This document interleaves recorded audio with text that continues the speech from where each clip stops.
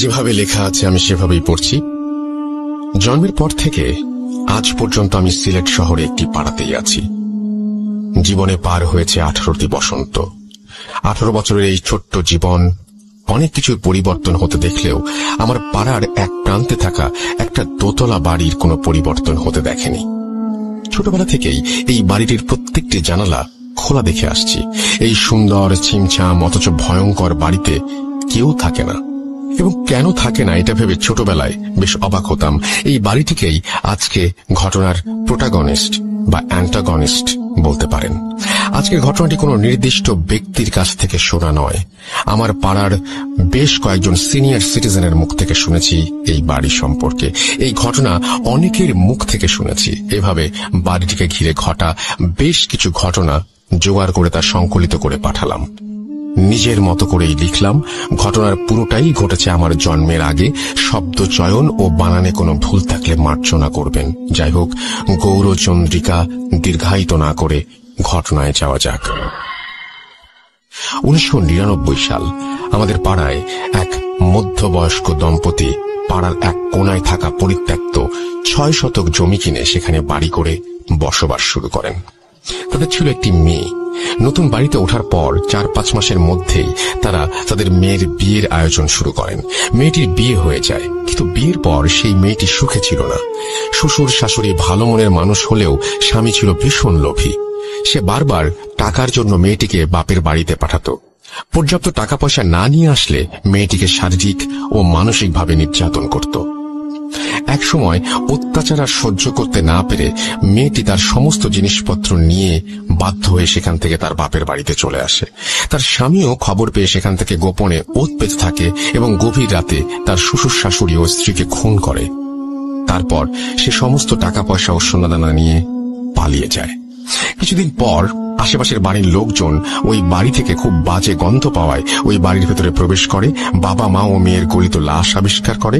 এরপর পুলিশে খবর দেওয়া হয়। পুলিশ এসে তাদের লাশ নিয়ে যায় এবং বাড়িটি যেভাবে ছিল সেভাবেই রেখে শুধু গেটের তালা দিয়ে বাড়িটা সিলগালা করে চলে যায়। ঘটনা 1। প্রায় 6 মাস পর ওই বাড়িটির ঠিক পাশের টিন শেড বাড়িটি বিক্রি করে দেওয়া হয়। এবারে এক দম্পতি বাড়িটি কিনে নেন এবং ওই টিন শেড বাসা ভেঙে 3 তলা দালান নির্মাণ করেন। তখন তারা ওই পাড়াতেই একটা ভাড়া বাড়িতে থাকত। অনেক শ্রমিক লাগিয়ে বেশ তাড়াতাড়ি এই বাড়িটি বানানো হয়ে যায়। বাড়ি পুরোপুরি রেডি, শুধু রং বাকি। বাড়ি রং করতে মাত্র 2 জন রং মিস্ত্রি আসায় রং করতে তুলনামূলক বেশি দিন লাগছিল। একদিন কাজ শেষ করতে করতে একটু রাত হওয়ায় ওই দম্পতি সেই রাতে তাদের জন্য ওই বাড়ির বারান্দায় ঘুমানোর ব্যবস্থা করে দেয়। মাঝরাতে ঘুমোতে যাবার আগে কোনো এক রং শ্রমিক সিগারেট খাবার ইচ্ছে হলো। সে সিগারেট ও ম্যাচ হাতে ছাদে উঠে যায়। ছাদে গিয়ে সে সিগারেট জ্বালিয়ে ম্যাচটা না নিভিয়েই ওই পুরনো ভবনে ছুড়ে দেয়। পরদিন সকালে ঘুম থেকে ওঠে সেই শ্রমিক এবং দেখে সে বারান্দায় একা, পাশের জন নেই। সে খুঁজতে শুরু করলো। খুঁজতে খুঁজতে সে ছাদে চলে যায়। গিয়ে আবিষ্কার করলো তার সাথে শ্রমিকটি প্রান্তে চৈতন্যহীন হয়ে পড়ে আছে। ঘটনা 2। পরবর্তীতে ওই নতুন বাড়িতে সেই দম্পতি বসবাস শুরু করে। তাদের 2 ছেলে। বড় ছেলে ঢাকা বিশ্ববিদ্যালয়ে পড়তো আর ছোট ছেলে ছিল উচ্চ মাধ্যমিকের ছাত্র। ছোট ছেলেটি বিড়াল খুব ভালোবাসত এবং বাড়িতে 3-4টি পোষা বেড়াল ছিল। একদিন ওই বেড়ালগুলো সন্ধ্যার সময় ছাদে উঠে ছাদের কোনায় থাকা টবে গিয়ে একটা ছোট গাছে চড়ে লাফঝাপ করছিল। বেশি নড়াচড়ার কারণে এক পর্যায়ে টব সহ ওই বাড়ির বিড়ালটি পিছলে ছাদ থেকে ফসকে পড়ে যায়। ওই সিলগালা করা বাড়ির আঙিনায় তারা গিয়ে পড়ে। সাথে সাথে ওই বিড়ালগুলো প্রচন্ড জোরে চিৎকার করে ওঠে। সে কেবল 1 মুহূর্তের জন্য। 1 মুহূর্ত পরে সব থেমে যায়। চিৎকার শুনে বাড়ির লোকজন বিড়ালগুলোকে খুঁজতে শুরু করে, কোথাও পায় না। পরের দিন সকালে দেখা গেল পরিত্যক্ত বাড়ির গেট থেকে ঠিক 1 হাত সামনে। ডিয়ার লিসেনার, আজকের এই ইমেল এপিসোডটি অনেক ভয়ঙ্কর হতে চলেছে। লিসেনার্স, আপনারা জানেন আমাদের এই টপ ভূত এফএম চ্যানেলটি কতটা ভালোবাসার একটি চ্যানেল এবং আপনাদের মতো কত লক্ষ লক্ষ মানুষ এই চ্যানেলটিকে ভিজিট করে। লিসেনার, আপনারা দেখেছেন আমি কয়েকদিন ধরে ভিডিও দিতে পারিনি, কেননা আমার সাথে কিছু শত্রুতা আমার সাথে কিছু মানুষ সমস্যার সৃষ্টি করেছেন। সেই সমস্যাগুলো কাটিয়ে উঠেছি। এখন থেকে নিশ্চিতভাবে প্রতিদিন আরজে রাসেল ভাইয়ার বাছাইকৃত ঘটনাগুলো আপনারা পেয়ে যাবেন টপ ভূত এফএম রাত 10টায়। আপনারা সবাই সাথে থাকবেন, আগের মতো ভালোবাসবেন। চলুন আমরা চলে যাই ঘটনাতে। খুব যত্ন করে সারি করে গুছিয়ে 3টি বিড়ালের লাশ। প্রত্যেকটা বিড়ালকে ঘাড় মোটকে মারা হয়েছে। যেটা আরো আশ্চর্যের বিষয় সেটা হলো বিড়ালগুলোর শরীরে এক ফোঁটা রক্তও নেই। শুকনো ঠনঠনে জায়গায় বিড়ালের মৃত শরীরগুলো এমন ভাবে সাজিয়ে রাখা হয়েছে যে দূর থেকে দেখলে মনে হয় 3টি বিড়াল খুব আরাম করে ঘুমোচ্ছে। অবাক করা ব্যাপার হলো বাড়িটি কিন্তু সিলগালা করাই রয়েছে। বিড়ালগুলো ওই বাড়িতে আটকে পড়ে ওদের কেন মেরে এখানে রেখেছে সেটা কেউ বুঝতে পারছিল না। ঘটনা 3। ঘটনা 1 বর্ণিত পরিত্যক্ত বাড়ির পাশে থাকা সেই 3তলা বিল্ডিং। এই বিল্ডিং এ একটি বাসায় নতুন ভাড়াটিয়া ওঠে। সেই পরিবারে ছিলেন স্বামী স্ত্রী, তাদের কলেজ পড়ুয়া ছেলে ও মেয়ে এবং 80 বছরের এক দাদু। এছাড়াও এক যুবক ভৃত্য ছিল যার কাজ ছিল সর্বক্ষণ বৃদ্ধের খেয়াল ও যত্ন রাখা। ভৃত্যটি কাজকর্ম ও আচার ব্যবহার ভালো হলেও মনে মনে সে বাড়ি থেকে চুরি করে পালিয়ে যাবার ফন্দি আঁটছিল। কিছুদিন পর ভৃত্য একদিন সুযোগ বুঝে আলমারির চাবি চুরি করে বাড়ির টাকা পয়সা ও সোনাদানা সরিয়ে ফেলে।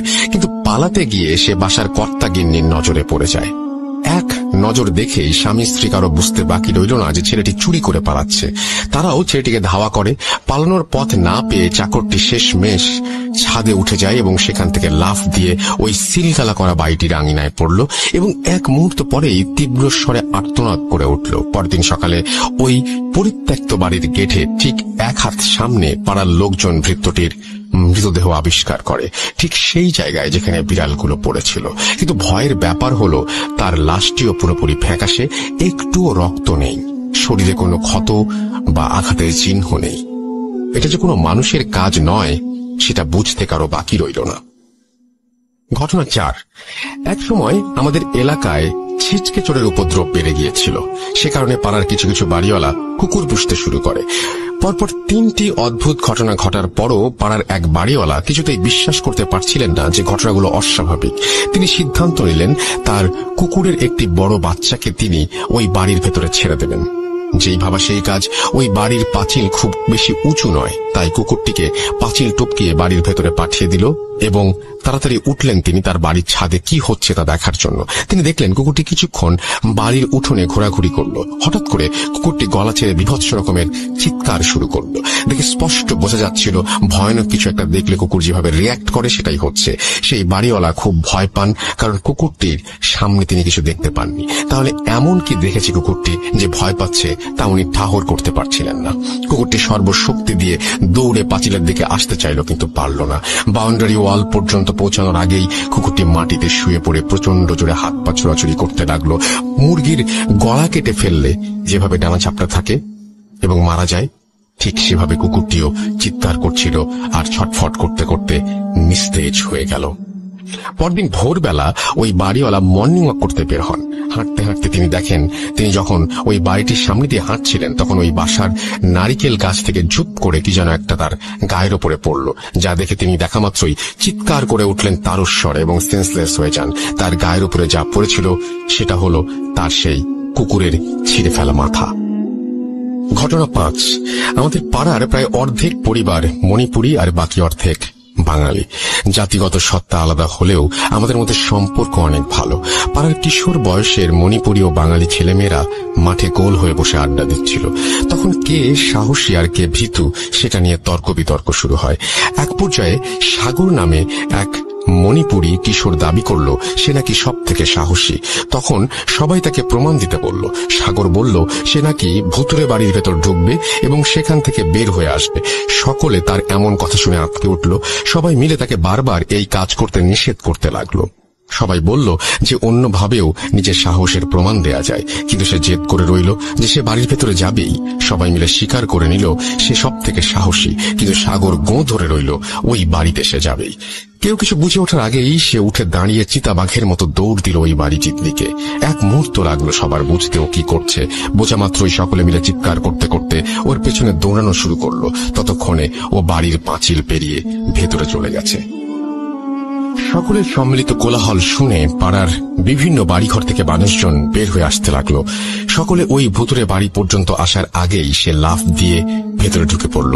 প্রায় সাথে সাথেই আর্তনাদ করে সাগর হাঁচড়ে পাঁচড়ে আবার দেয়াল বেয়ে ওই বাড়ির ভেতর থেকে রাস্তায় আসার চেষ্টা করতে থাকে, কিন্তু বোঝা যাচ্ছিল দেয়ালের ওপাশ থেকে কোনো একটা কিছু তাকে আটকে ধরে রেখেছে। গলা ফাটিয়ে সে চিৎকার করে কাঁদতে লাগলো। এমন অবস্থায় সাগরকে দেখার পরপরই পাড়ার কয়েকজন মিলে সাগরের হাত ধরে টানাটানি করতে শুরু করলো। বেশ অনেকক্ষণ দুপাশ থেকে টানাটানির পর সাগরকে সবাই মিলে শেষমেশ বাড়ি থেকে বের করে নিতে সক্ষম হলো। সেদিন থেকেই সাগর মানসিক ভারসাম্যতা হারিয়ে ফেলে। আজও সাগর তা মানসিক ভারসাম্যহীন হয়েই পড়ে আছে। ঘটনা 6। 1 বছরের মধ্যে পরপর এভাবে বাড়িটিকে ঘিরে বিচ্ছিন্ন ঘটনা ঘটার ফলে পাড়ার সবাই নড়ে চড়ে বসেন এবং একটি সমাধানের আসার পরিকল্পনা করেন। রাঙামাটি থেকে একজন মহিলা অঘরী তান্ত্রিককে নিয়ে আসা হয়। তিনি এসে প্রথমে যা যা হয়েছে তার সবকিছু জেনে নিলেন। পরদিন পূর্ণিমা এবং সেই মাঝরাতে একটা মশাল জ্বালিয়ে বাড়ির চারিদিকে ঘুরতে থাকেন। অনেকবার ঘোরার পর তিনি সবাইকে ঘুমিয়ে পড়তে বলেন এবং পরদিন সকাল 8টায় পাড়ার বড় মাঠে সবাইকে ব্যাপারটি জানাবেন বলে জানান। পরদিন 8টা, সকলে অধীর আগ্রহ নিয়ে অপেক্ষা করছে কি হয় সেই রহস্য জানার জন্য। তান্ত্রিক এলেন। তিনি বললেন, তোমাদের পাড়ার ওই বাড়িটি থেকে এই সমস্যা দূর করা সম্ভব নয়, কারণ ওই বাড়িতে অর্ধ শতাধিক শক্তিশালী জিন মিলেমিশে বাস করে। এরা কখনো কারো ক্ষতি করবে না, কিন্তু যদি কোনো মানুষ বা প্রাণী ওদের শান্তি নষ্ট করে তাহলে ওরা সেই মানুষের ক্ষতি করবে, এমনকি মেরেও ফেলতে পারে। যেমন একদিন রাতে তোমাদের কারো বাসার একজন চাকর এখানে মারা গেছে। সে ছাদ থেকে লাফ দিয়ে বাড়িতে ঢোকার পর দৌড়াতে দৌড়াতে এখানে একটি বাচ্চা জিনকে পা দিয়ে পিষে ফেলে। সাথে সাথে সেখানকার জিনেরা মিলে তাকে জমের দুয়ারে পাঠিয়ে দেয়। তেমনি বিড়ালগুলোও সেখানে জিনকে আছড়ে দিয়েছিল বা কারো স্পর্শ লেগেছিল, সেই জন্য বিড়ালদের সাথেও এই দুর্গতি হয়। একটি সাধারণ জিনকে কাবু করাই অনেক ঝুঁকিপূর্ণ ব্যাপার, আর এখানে তো 50টিরও বেশি শক্তিশালী জিন। যদি আমি এদের কোনো ব্যাপারে কোনো হস্তক্ষেপ করি, কয়েক পলকের মধ্যে আমাকে সহ এই পাড়ার সকলকে মেরে ফেলারও ক্ষমতা রাখে ওরা। কাজেই আমার মনে হয় সব থেকে ভালো হয় যদি তোমরা কখনো ওদের বিরক্ত না করো। কেউ আর কোনোদিন ভুলেও ওই বাড়ির সীমানার ভেতরে ঢুকবে না বা ওই বাড়িতে কোনো কিছু ফেলবে না। যেভাবে বাড়িটা আছে সেভাবেই থাকুক, তাহলেই সবার মঙ্গল। এই বলে সেই অঘরী তান্ত্রিক চলে যান। তারপর থেকে আজ পর্যন্ত সেই বাড়িটি ওইভাবেই পড়ে আছে। দীর্ঘ 21 বছরে এই বাড়িতে আর কখনো কারো পা পড়েনি। এই ছিল আমার হ্যালোইন স্পেশাল পর্ব উপলক্ষে ঘটনা। দীপ্ত সিলেট, তারপরে তিনি তার ফোন নাম্বার এবং ইমেল অ্যাড্রেস শেয়ার করেছেন। আমরা চলে যাব আমাদের পরবর্তী ঘটনায়। ঘটনাটি আমাদের পাঠিয়েছেন সাবিত ময়মনসিং থেকে এবং তিনি লিখেছেন, আমি মোহাম্মদ সাবিত আলম, ঘটনাটি ময়মনসিং থেকে লিখছি। আজ আমি আপনাদের সাথে আরো একটি ঘটনা নিয়ে আবারও ফিরে এসেছি। এই ঘটনাটি আমি কালেক্ট করেছি আমার এক পরিচিত বড় ভাইয়ের এক্স কলিগের কাছে। আমি আর কথা না বাড়িয়ে ঘটনার প্রেক্ষাপট ও সরাসরি ঘটনায় চলে যাচ্ছি। আজ থেকে প্রায় 3-4 সপ্তাহ আগে আমি সন্ধ্যার দিকে বাইরে বের হয়ে পরিচিত এক বড় ভাইয়ের সাথে দেখা করতে চাই। ব্রহ্মপুত্র নদের ধারে সিঁড়িতে বসে চা খেতে খেতে আড্ডা দিচ্ছিলাম আমরা, আমি আর বড় ভাই আর বড় ভাইয়ের এক্স কলিগ। আমার বড় ভাইয়ের কলিগের নাম রেজওয়ান। কিছুটা সময় আড্ডা দিতে দিতে রেজওয়ান ভাইয়ের ফোনে একটা কল আসে আর উনি রিসিভ করে কথা বলেন। কথার ফাঁকে উনি যা বলছিলেন তা কিছুটা এমন শোনাচ্ছিল, জি আম্মু, হুজুরের পরে কি বলেছেন? আচ্ছা, ইনশাআল্লাহ আসর কেটে গেছে। ওনার এই কথা শুনে আমিও বড় ভাই কিছুটা কৌতূহলী হয়ে ওনাকে জিজ্ঞেস করি, আসর কেটে গেছে বলার কারণ কি? উনি শুরুতে বলতে চাইলেন না, কারণ উনি চাইছিলেন না ওনাদের সাথে যা ঘটেছিল সেটি মনে করতে। কিন্তু পরিবেশটা এমনই ছিল যে উনি আমাদের জোড়াজুড়িতে শেষমেশ বললেন, ঠিক আছে ঠিক আছে, সংক্ষেপে বলবো, আর আমার কথার মাঝে কোনো কথা বলবো না, চা নিয়ে আসো। বলছি। আমি দুই বড় ভাইয়ের জন্য চা আনতে চলে যাই। 5-6 মিনিট পরে চা নিয়ে ফিরে এসে দুইজনের হাতে 2টি কাপ দিয়ে আমি সিঁড়ির ওপর বসে পড়লাম। এরপর রেজওয়ান ভাই ওনার কথা শুরু করলেন। একটা কথা একটু বলে নিতে চাই, আমি যখন ঘটনাটি শুনছিলাম তখন নদীর ওই পার থেকে প্রচুর পরিমাণে শিয়ালের ডাক ভেসে আসছিল, আর চারপাশে ঝিঝি পোকা আর ব্যাঙের ডাক যেন পরিবেশটাকে একেবারে ঘটনা শোনার জন্য তৈরি করে রেখেছিল। আপনারাও ইম্যাজিন করুন আর ঘটনাটি শুনুন। চলে যাই রেজওয়ান ভাইয়ের ঘটনায়।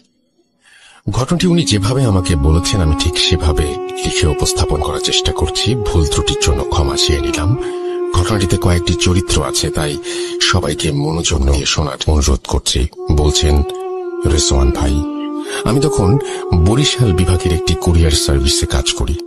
চাকরিটা ভালোই ছিল, কিন্তু একটা জিনিস খারাপ লাগলো যে রোজ একই ধরনের রুটিন। এভাবে আস্তে আস্তে আমিও আমার কলিগরা যেন হাঁপিয়ে উঠছিলাম। কিন্তু এই একঘেয়েমি কেটে যায় কোরবানি ঈদের ছুটিতে বাড়ি গিয়ে। এছাড়াও ঈদের 2 দিন পরে 6 জন মিলে একটি ট্যুরও দেই আমরা রিফ্রেশমেন্টের জন্য। ট্যুর থেকে ফিরে প্রায় 4 দিন আমি বাড়িতেই ছিলাম।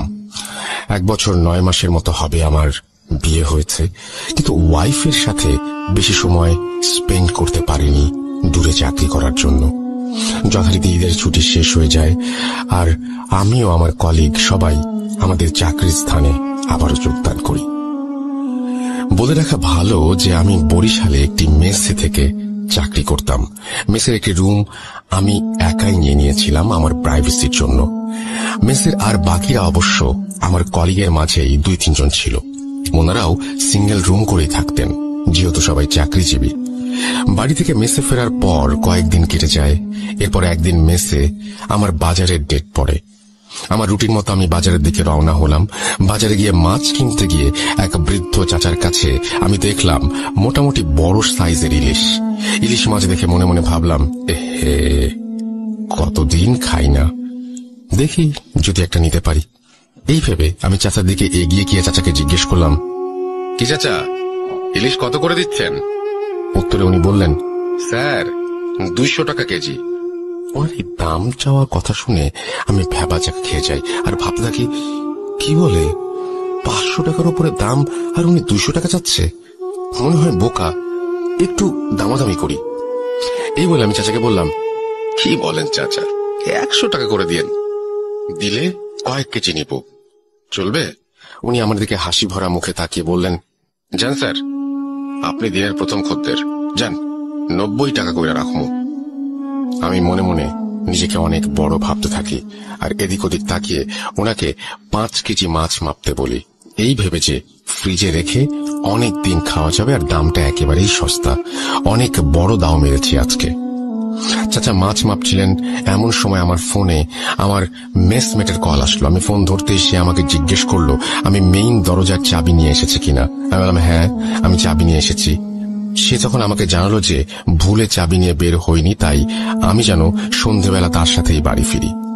আমিও সম্মতি দিয়ে ফোন রেখে মাছওয়ালা চাচার দিকে তাকাই, কিন্তু আমি সেখানে মাছের ঝুড়ি আর মাছওয়ালা চাচাকে দেখতে পাই না, বরং তার পাশে দেখতে পাই কয়েকজন যুবক মাছ বিক্রেতাকে, যে ইলিশ মাছ মাপছিল তারই পাল্লায়।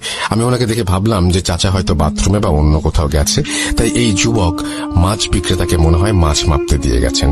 আমার ভাবনা শেষ হতেই মাছ বিক্রেতা আমার ব্যাগে মাছ ঢেলে টাকা চাইলেন। আমি 5 কেজি 90 টাকা করে ধরে 450 টাকা দিলাম, কিন্তু এই 450 টাকা দেখে সে আমাকে বলল, 8 টাকা কই স্যার? আমি বিরক্ত হয়ে বললাম, কি বলছেন, চাচা তো 90 টাকা কেজি করে বলছিলেন, সেই অনুযায়ী 450 টাকাই হয়। আমার কথা শুনে মাছ বিক্রেতা আমাকে বদ্ধ উন্মাদ ভেবে বলতে লাগলো, স্যার কি স্বপ্ন দেখতেছিলেন? 500 টাকা কইরা তো 2500 টাকা হয়, আর আপনি আমাদের 450 টাকা দিতেছেন, এইটা তো 1 কেজিরও দাম না। আমি ওনাকে এবার ধমক দিয়ে বলি, আরে থামেন তো, চাচা কোথায়? যার সাথে দাম দর করেছিলাম ওনাকে ডাকেন। মাছ বিক্রেতা তখন অন্য মাছ বিক্রেতাদের দিকে তাকাচ্ছিলেন আর আমাকে এসে হঠাৎ বলল, স্যার এখানে কোনো বুড়া চাচা নাই, আমরাই রোজ এখানে মাছ বেচি। আপনি এইখানে আয়সা আমার ঝুড়ির পাশে দাঁড়ায়া নিজে নিজেই কি সব বলতেছিলেন, আর হঠাৎ কইরাই 5 কেজি মাছ মাপতে বলে ফোন হাতে সামনে আগায় গেছিলেন। ওনার কথা শুনে আমি নিজের কান আর চোখে বিলিভ করতে পারছিলাম না, কিন্তু অগত্যা আমাকে 2500 টাকা দিয়েই 5 কেজি ইলিশ আনতে হলো। সেদিন আমি আর অফিস করিনি। সারাদিন এই মাছের ঘটনাটা ভাবছিলাম আর প্রচন্ড মাথা ব্যথায় ভুগছিলাম। সন্ধ্যার পরে সবাই ফিরে এসে দেখে আমি 5 কেজি ইলিশ নিয়ে ফিরে এসেছি, আর এটা দেখে ওরা আমাকে বকাবকি করে কিছুটা। আমি মন খারাপ করে একটু জলদি সেদিন শুয়ে পড়ি আর ঘুমিয়ে পড়ি। মাঝরাতে হঠাৎ আমার দরজায় কেউ নক করলো। কয়েকবার নকের আওয়াজ শুনে আমার ঘুম ভাঙলে আমি প্রচন্ড মাছের গন্ধ অনুভব করতে থাকি আর দরজার দিকে তাকিয়ে জিজ্ঞেস করি, কে কে বাইরে? এত রাতে কি চাই? তখন দরজার বাইরে থেকে আমি যে শুনতে পাই সেটি শুনে আমার গায়ের লোম দাঁড়িয়ে যায়। আমি শুনতে পাই সেই বৃদ্ধ চাচার কণ্ঠে কেউ আমাকে বলছে, স্যার, ও স্যার, মাছ নেবেন না? ইলিশ মাছ 5 কেজি মাইপা রাখছি আপনার জন্য। নেন নেন নেন। কি হলো স্যার, নিবেন না? নিয়ে যান, মাছ নিয়ে যান। এই কথা শুনে আমি ভয়ে চিৎকার দিয়ে উঠলে আমার রুমে আবার নক হয়। আমি আমার কলিগদের গলার আওয়াজ শুনি। দরজা খুলতে যেতে যেতে আমি ভাবি যে আমি হয়তো ভুল শুনছিলাম বা যা ভাবছিলাম সেটা ভুল ভাবছিলাম। এরপর দরজা খুলতেই ওনারা ভেতরে এসে আমাকে বলে, কি ব্যাপার রেজন ভাই, চিল্লাচ্ছেন কেন? আর আপনার রুমে এত বাজে মাছের গন্ধ কেন? ওনাদের এই কথা শুনে আমি আকাশ থেকে পড়ি। আরে, ওনারাও মাছের গন্ধ পাচ্ছেন? তাহলে সমস্যাটা কি হলো? আমি তো তাহলে ভুল শুনছি না মনে হয়। কি হচ্ছে এসব? এরপর আমার মেসমেটরা আমাকে পানি খাইয়ে শান্ত করেন আর আমার কথা শুনে বলেন যে সব আমার মনের ভুল। আর এরপর তারা আমার ঘর থেকে নিজ নিজ ঘরে চলে যান। আমিও বিষয়টাকে মনের ভুল ভেবে আবার ঘুমানোর চেষ্টা করি। যখন হালকা তন্দ্রাচ্ছন্ন হয়ে পড়ি তখনই আমার রুমের চারপাশ থেকে ফিস ফিস প্রতিধ্বনি শুনতে পাই। মাছ, মাছ, ইলিশ মাছ। নেবেন না, নেবেন না স্যার, আপনাকে নিতেই হবে, দাম করেছেন, এখন না নিলে খারাপ হবে। মাছ নেবেন না স্যার, ইলিশ মাছ। এমন ভাবে শব্দটা হচ্ছিল যেন মনে হচ্ছিল আমি কোনো হরর মুভির থিয়েটারে, আর চারপাশ থেকে হরিফিক সব সাউন্ড ভেসে আসছে। আমি আবার ঘুমিয়ে পড়ি। রুমের লাইট জ্বালিয়ে ঘড়ির দিকে তাকিয়ে দেখি 3:15 বাজে। ঘুম থেকে উঠে ঘড়ি দেখার সাথে সাথেই আমি আবার বিছানায় পড়ে যাই। আমার চারপাশ ব্ল্যাক আউট হয়ে যায় আর আমি দেখতে পাই যে আমার রুমে আমি বিছানায় বসে আর আমার বারান্দার দরজার সামনে সেই মাছ বিক্রেতা দাঁড়িয়ে। সে আমাকে খুব কঠিন গলায় বলছে, স্যার, মাছ তো আপনাকে নিতেই হবে। যদি নেন আপনি বেঁচে যাবেন, আর না নিলে কেউ বাঁচবে না। আমি তাকে বললাম যে আমি মাছ নেব না। তখন সে আমাকে বলল, নিবি না? ঠিক আছে, এবার দেখ কি হয়, দেখে নিস তুই। এই কথা বলে সেই মাছ বিক্রেতা মনে হলো হাওয়ায় মিলিয়ে গেল। আর আমারও মাথায় কিছু ছিল না, আমি মনে হয় ঘুমিয়ে গিয়েছিলাম। আমি যখন ঘুম থেকে উঠি তখন দেখি আমার পাশে একজন মেসমেট বসে আছে, আর আমি চোখ খুলতেই সে আমাকে দেখে আলহামদুলিল্লাহ বলল। আমার বিছানার সামনের দেয়ালের অ্যানালগ ঘড়ি থাকায় আমি দেখলাম 5:50 বাজে, অর্থাৎ ভোর। কিন্তু আমার মেসমেট আমাকে যা বলল তাতে আমি নিজেকে আর ধরে রাখতে পারছিলাম না। আসলে সময়টা ছিল সন্ধ্যা 5:50, অর্থাৎ আমার জীবন থেকে 14টি ঘন্টা গায়েব হয়ে গেছে। আমার মেসমেটদের বক্তব্য ছিল যে আমি দুপুর অব্দি রুমের দরজা না খোলায় তারা বাড়িওয়ালার কাছ থেকে ডুপ্লিকেট চাবি এনে দরজা খুলে দেখে আমি মেঝেতে পড়ে আছি আর আমার হাতে মাছের আঁশ লেগে আছে। এরপর থেকে তারা আমাকে বিছানায় উঠিয়ে আমার হাত পরিষ্কার করে রান্নাঘরে খাবার রান্না করতে গেলে দেখে ফ্রিজ থেকে ইলিশ মাছ বের হয়ে মেঝেতে পড়ে আছে, আর একটা মাছের গায়ে কোনো আঁশ ছিল না। এই দেখে তারা কিছুটা অবাক হয়, আর আমার হাতে মাছের আঁশ দেখে রান্নাঘরে আঁশবিহীন মাছ, এসব তারা মিলানোর চেষ্টা করে কিন্তু মিলাতে পারেনি। এর মাঝে আমি কিছুটা মানসিকভাবে স্ট্রেসড হয়ে যেতে শুরু করি, কারণ হঠাৎ এই জিনিসগুলো আমার কাছে খুব আনইউজুয়াল লাগছিল। আর আগেও কখনো আমার সাথে এমন কিছু হয়নি। ভয়ও পাচ্ছিলাম, মানসিক আঘাতও পাচ্ছিলাম একই সাথে। এরপর সন্ধেবেলা আমার মোবাইল একটা ফোন আসে। ফোনটি ছিল আমার আম্মুর। ফোন ধরতেই আম্মু বলেন যে আমি খুব জলদি যেন বাড়ি ফিরে আসি। আমি কারণ জিজ্ঞেস করলে আমার আম্মু আমাকে কিছুই বলে না, ফোন কেটে দেয়। আমি বাড়ি যাবার জন্য বাসের টিকিট কাটতে যাই, কিন্তু সেদিন টিকিট না পেয়ে পরের দিন রাতে বাসের টিকিট কেটে নেই। অফিসের বসকে অনেক কষ্টে ছুটি দেওয়ার কথা রাজি করিয়ে বাড়ি ফিরে এলাম। বাড়ি ফিরে এসে যে সকল দৃশ্য দেখি তা কল্পনার বাইরে। আমার স্ত্রী মাইশা, সে অসুস্থ, তার চোখের নিচে কালি পড়ে গেছে, হাত পা শুকিয়ে গেছে। আমি আম্মুকে জিজ্ঞেস করলে আম্মু আমাকে যা বললেন তা ওনার ভাষাতেই বলছি। তুই বরিশাল চলে যাবার কিছুদিন পর রাতের বেলা আমরা সবাই ঘুমিয়েছিলাম অন্যান্য দিনের মতোই। শেষ রাতের দিকে খুব জোরে চিৎকারের আওয়াজ পাই আমরা। শুরুতেই বউয়ের ঘরে গিয়ে দেখি বউ নেই। এরপর সারা বাসা খুঁজে শেষমেশ ছাদে গিয়ে তাকে অজ্ঞান অবস্থায় পাওয়া যায়। তার মুখে পানি ছিটিয়ে হাত পা মালিশ করে তার জ্ঞান ফেরানো যায়। কিন্তু জ্ঞান ফিরতেই সে সবার আগে যে কথাগুলো বলে সেগুলো হলো, মাছ মাছ মাছ খাবো, ওকে বল আমার জন্য ইলিশ মাছ আনতে, ও আমাকে মাছ দিয়েছে, ও কেন নেয়নি মা, কেন? এসব বলে তোমার বউ বাচ্চাদের মতো কাঁদতে থাকে। তাকে শান্ত করে ঘরে নিয়ে ঘুম পাড়িয়ে দিই আমি। কিন্তু সকালে ঘুম থেকে উঠলে ওকে জিজ্ঞেস করি ও কেন রাতে ছাদে গিয়েছিল। কিন্তু মায়েশা একেবারে অবাক হয়ে বলে, কি বলছেন মা, আমি রাতে সেই যে বিছানায় ঘুমিয়েছিলাম, এই কেবলই উঠলাম। এই কথা শুনে আমি মায়েশাকে আর কিছু বলি না। এর পরের দিন সন্ধ্যা হতেই মায়েশা ছাদে চলে যায়। শুরুতে ভেবেছিলাম যে তোমার সাথে রোজ বিকালে সন্ধ্যায় ছাদে যাওয়ার অভ্যাস ছিল, কিন্তু তোমাকে মিস করে তাই হয়তো ছাদে যায়। কিন্তু সন্ধ্যায় ছাদে যাওয়া আমার পছন্দ ছিল না। ভেবেছিলাম 2-1 দিন পর ও নিজেই যাওয়া বন্ধ করে দেবে, কিন্তু না, ওর ছাদে যাওয়া সময় কাটানো আরো বাড়তে লাগলো। ওর শারীরিক পরিবর্তন হচ্ছিল, ও শুকিয়ে যাচ্ছিল। সারা রাত দিন ঘুমালেও চোখে নিচে কালি পড়ছিল। গত পরশু সন্ধ্যায় মায়েশা ছাদে যাচ্ছিল, তখন আমি ওকে ছাদে যাওয়ার জন্য আটকালে মায়েশা আমাকে হাতের ইশারায় আমার কান ওর মুখের কাছে নিয়ে আসে। ও ফিসফিস করে বলতে লাগলো, না না না না না, এই ভুল করিস না বুড়ি, কবর দেখবি, যেতে দে না, দে না, আমি একবার ওকে দেখবো বুড়ি, যেতে দে আমায়। এই কথা বলে মায়েশা সেদিনের মতো আবার বাচ্চাদের মতো কাঁদতে লাগলো। এরপর সে ছাদে চলে যায়। রাতের বেলা ঘরে ফিরে মায়েশা তোমার বোনের ঘরে যায়। তোমার বোন তখন তার রুমে টেবিলে বসে পড়ছিল। মায়েশা তোমার বোনের চেয়ারের পেছনে দাঁড়িয়ে তোমার বোনের কাছে মুখ নিয়ে অত্যন্ত আস্তে আস্তে বলে, বুড়িটাকে মেরে ফেল, ও আমাকে ছাদে যেতে দিতে চায় না, বুড়িটার কবর খুঁড়ে রেখেছি, যা মেরে ফেল। এই কথা শুনে তোমার বোন মায়েশার দিকে তাকিয়ে চিৎকার দেয়। আর তার রুমে গিয়ে দেখি মায়েশা তোমার বোনের গলা টিপে দাঁড়িয়ে আছে আর চিৎকার করে বলছে, কেন কথা শুনিস না তোরা কেউ? বুড়িটাও শোনে না, তুইও না, 1, 2, 2টা কবর হয়ে গেছে, দেখবি দেখবি। এসব বলতে বলতে মায়েশা নিজেই অজ্ঞান হয়ে যায়। এরপর আমরা তাকে বিছানায় শুইয়ে দেই আর তোমার বোনকে জিজ্ঞেস করি কেন মায়েশা তার গলা টিপে ধরেছিল। তোমার বোন তখন আমাদের জানায় যে মায়েশা তাকে যে বলেছিল, মায়েশার দিকে যখন তাকিয়েছিল তখন মায়েশার চেহারা নাকি অদ্ভুত শয়তানি ছাপ ছিল, তাই সে ভয়ে চিৎকার দিয়েছিল।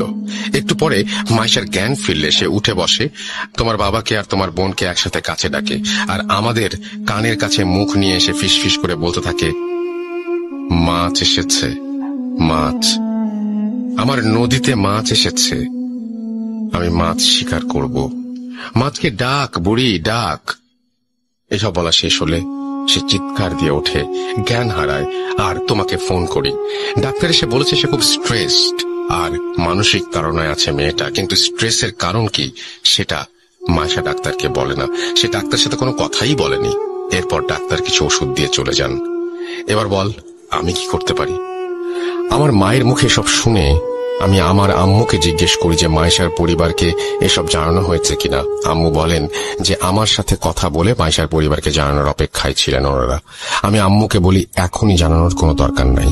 আম্মু আমাকে কারণ জিজ্ঞাসা করলে আমি ওনাকে কিছু না বলে রুমে চলে আসি। কি বলতাম আম্মুকে? আমার জন্য সব হচ্ছে, আমার ভুলের জন্য আমার স্ত্রী এই অবস্থা। আপনারা ভাবছেন আমার কি দায় এখানে? শুনুন তবে ঘটনার শুরুটা একটু মনে করুন। কোরবান ঈদের পর দেয়া আমাদের ট্যুর, আমার কলিগ মেহেদি ভাইয়ের গ্রামের বাড়ি এলাকার কাছাকাছি ট্যুরে আমরা গিয়েছিলাম। সেই ট্যুরে গিয়ে মেহেদি ভাই আমাদের একদিন রাতের বেলা একটি স্পিরিট কলিং প্রসেসের কথা বললেন আর এও বললেন যে আমরা চাইলে ট্রাই করতে পারি। আমি সব বিলিভ করি না এবং বিলিভ না করার কারণে বলেছিলাম যার এসব ফালতু, স্পিরিট বলে আবার কিছু হয় নাকি, দেখেন আপনারা ট্রাই করে। সবাই রাজি হলে মেহেদি ভাই একটি পুরনো বই বের করে মেঝেতে একটি তারকা এঁকে তার চারপাশে 4 জনকে বসিয়ে দেন। একে অপরের হাত ধরেছিল তারা। আমরা 6 জন ছিলাম। আমার এক কলিগ খুব ভয় পাওয়ায় সে এক্সপেরিমেন্টে অংশ নেয়নি। এরপর মেহেদি ভাই মাটিতে বাটির শুকনো পাতা আর কি সব দিয়ে আগুন জেলে ধোঁয়া তৈরি করে স্পিরিট কল করলেন। 10 মিনিট, 15 মিনিট, 1 ঘন্টা পার হলেও কিছু হয় না, আর জিনিসটাকে ফেক ভেবে আমি আমার 2 হাত ছেড়ে উঠে পড়তেই মেহেদী ভাই আমাকে ধমক দিয়ে বলেন, রেজওয়ান, তুমি নিয়ম ভাঙবে না, নিয়ম ভাঙলে ক্ষতি হবে, বসে যা, আয়। ওনার এই কথা শুনে আমি তাচ্ছিল্যের হাসি দিয়ে রুম থেকে বেরিয়ে যাই এবং বারান্দায় বসে সিগারেট খেতে লাগলাম। এরপর আমাদের মাঝে কথাবার্তা তেমন হয়নি, আর আমরাও এই বিষয়টা ভুলেই গিয়েছিলাম। কিন্তু এবার আমার মাথায় আসলো এই ট্যুরের কিছুদিন আগে আমার সাথে মাছ নিয়ে এই ঘটনার কথা, আর আমার ওয়াইফের সাথে সেই মাছ নিয়ে ঘটনা। তাহলে অবশ্যই সেই এক্সপেরিমেন্টের কারণে কোনো খারাপ কিছু আমার পিছু নিয়েছে, যা আমার ওয়াইফের ক্ষতি করতে চাচ্ছে। আমি আমার মা বাবাকে এসব কি করে বলতাম, আপনারাই বলুন। এর পরের দিন আমি এলাকার মসজিদের ইমাম সাহেবের কাছে গিয়ে সব ঘটনা খুলে বলি। উনি আমাকে বকাচকা করেন আর বলেন যে এসব হারাম কাজ করে বিপদ ডেকে আনলে উনি সাহায্য করবেন না। এরপর উনি আমাকে আরেকজন হুজুরের একটি ঠিকানা দিয়ে সেখানে যেতে বলেন। আমি সেদিনই সেই হুজুরের কাছে যাই আর দেখা করে সব জানাই। উনি সন্ধ্যায় আমাকে নিয়ে আসন করবেন বলে জানান। মাগরিবের আযান হলো, আমি আর হুজুর একসাথে নামাজ পড়ে ওনার ঘরে গিয়ে আসনে বসলাম। হুজুর আমার 2 হাত ধরে দোয়া পড়ছিলেন আর ফু দিচ্ছিলেন। এক পর্যায়ে হঠাৎ আমার হাত ছেড়ে দিয়ে উনি বললেন, রেজওয়ান ভাই, আপনি যা ভাবছেন সেটা একেবারে 100% ভুল। সেদিন ওই এক্সপেরিমেন্টে কোনো জিন হাজির হয়নি, আর আপনার সাথে যা হয়েছে তা কিছুই ওই এক্সপেরিমেন্টের ফল না। হুজুরের মুখে সব শুনে আমি ওনাকে জিজ্ঞেস করি, তাহলে আসল সমস্যা কি? আমার কথা শুনে হুজুর বলেন, আমার বাসায় না গেলে উনি বুঝতে পারবেন না, আর আমার বাসায় যাবার আগে কিছু প্রস্তুতি আছে ওনার, যা ওনার করতে 3-4 দিন সময় চাই। এরপর ওনাকে সময় দিয়ে ওনার ফোন নাম্বার নিয়ে বাড়ি ফিরে আসি, আর আম্মু আব্বুকে বলি মাইশার ফ্যামিলির সাথে যোগাযোগ করতে। আমার আম্মু আব্বু মাইশার পরিবারের সাথে যোগাযোগ করতে সেখান থেকে উঠে আসে আরো এক চাঞ্চল্যকর তথ্য। কি সেই তথ্য? শুনুন মাইশার মায়ের ভাষায়। আপনাদের কাছে ক্ষমা চাচ্ছি, আমি আর মাইশার বাবা। আমাদের মেয়ের বয়স যখন 10 বছর ছিল, তখন তার একটি মানসিক রোগ দেখা দেয়। সে নিজে নিজে কথা বলতো, লেখাপড়া করতো না, আমাদের সবাইকে মারবে বলে চড়াও হয়ে যেত। অনেক হুজুর কবিরাজ তদবির করেছি আমার মেয়ের, কিন্তু সে ভালো হচ্ছিল না। অবশেষে একজন মনোরোগ বিশেষজ্ঞকে দেখানো হলে সে বলে এই রোগটা খুবই রেয়ার কেস, লাখ মানুষের মাঝে একজনের হয়। নিজেকে ভুলে গিয়ে অন্যের মতো আচরণ করা, ভায়োলেন্স, আর এরপর সব ভুলে যাওয়া। এই রোগের চিকিৎসা মেডিটেশন আর নিয়মের মাঝে চললে ঠিক হয়ে যাবে বলে ডাক্তার আমাদের বলেন। 3-4 মাস আমার মেয়ের চিকিৎসা হয়, আস্তে আস্তে সে ভালো হয়। ডাক্তার আমাদের বললেন আমার মেয়ে খুব একা ফিল করে সবার মাঝে থেকেও। ওকে এই একাকিত্বের ফিলিংসটা আর যেন ছুতে না পারে। এমনিতে আর কোনো সমস্যা হবে না বলেন ডাক্তার। দেখতে দেখতে আমার মেয়েকে ডাক্তার সুস্থ করে তোলেন। কিন্তু দেখেন এবার কি হলো, জামাই বরিশাল চলে যাবার পর আমার মেয়েটা আবার একা হয়ে গিয়েছিল, আর সেজন্যই এই সমস্যা ফিরে এসেছে। এসব বলতে বলতে আমার শাশুড়ি কান্নায় ভেঙে পড়েন। ওনাকে আর কোনো কিছু না বলে, কোনো সান্ত্বনাও না দিয়ে রাগে আমি আমার আম্মুর হাত থেকে ফোন নিয়ে লাইন কেটে দেই। আমি আমার রুমে চলে আসি আর ভাবতে থাকি, এটা তাহলে মাইশার মানসিক সমস্যা, ভালো কোনো ডাক্তার দেখাবো, তাহলে কি ঠিক হয়ে যাবে? এরপর আমি সেই হুজুরকে কল করে আসতে মানা করে দেই, আর তাকে জানাই যে মাইশার সমস্যাটা মানসিক, আর ওর বাবা জানিয়েছেন যে মাইশার মানসিক সমস্যার হিস্ট্রি আছে। আমরা মাইশাকে ডাক্তার দেখাই, আর ডাক্তারের করা কিছু মেডিসিন আর মেডিটেশন মাইশা আস্তে আস্তে কিছুটা সুস্থ হতে থাকে। ডাক্তারের কাছে গিয়ে আমরা আরো একটি তথ্য পাই যে মাইশা কয়েক মাসের প্রেগন্যান্ট। আমার ডাক্তারের ভাষ্য মতে প্রেগন্যান্সির এই ধরনের সমস্যা হওয়া একেবারেই অ্যাবনর্মাল নয়। একদিকে সীমাহীন খুশি, আর একদিকে রিলিফ যে যা হচ্ছে বা হয়েছে তা বলতে গেলে নরমাল বিষয়। আর সবাই মাইশার খেয়াল রাখতে শুরু করি। আমি রোজ সন্ধ্যায় মাইশাকে নিয়ে ছাদে গল্প করি, যত্ন নেই, নিয়ম করে খাওয়ানো, মেডিসিন দেয়া, সবকিছু খেয়াল রাখতাম আমরা সবাই। আস্তে আস্তে আমার যাবার সময় চলে এলো, আর আমি বরিশাল চলে এলাম। মেসে ফিরে 1 সপ্তাহ পার হয়ে গেল, কোনো সমস্যা নেই। হঠাৎ একদিন রাতের বেলা ঘুমের মাঝে আমি কানের কাছে আওয়াজ শুনছিলাম, যা, চলে যা, জীবন থেকে চলে যা। আমি এটা শুনে বিছানা থেকে লাফ দিয়ে উঠতেই আমার রুমের দরজায় নক করার আওয়াজ পাই, এবং সেই মাছ বিক্রেতার গলা শুনতে পাই, স্যার, মাছ নেবেন? ইলিশ মাছ মাত্র 90 টাকা, নিয়ে নেন। এই কথা শুনে আমি চিৎকার করে উঠি, তুই আর তোর মাছ জাহান্নামে যা, আমাকে বিরক্ত করিস না, চলে যা, আমাকে আমার মতো বাঁচতে দে। এরপর সে প্রত্যুত্তরে আমাকে বলে, ফিরিয়ে দিলেন স্যার আমার জীবিত মাছ, আপনার পথ ছায়া মরছে, এইবার আপনি কবর দেখেন। এই কথা বলে সে করুণ সুরে কাঁদতে লাগলো।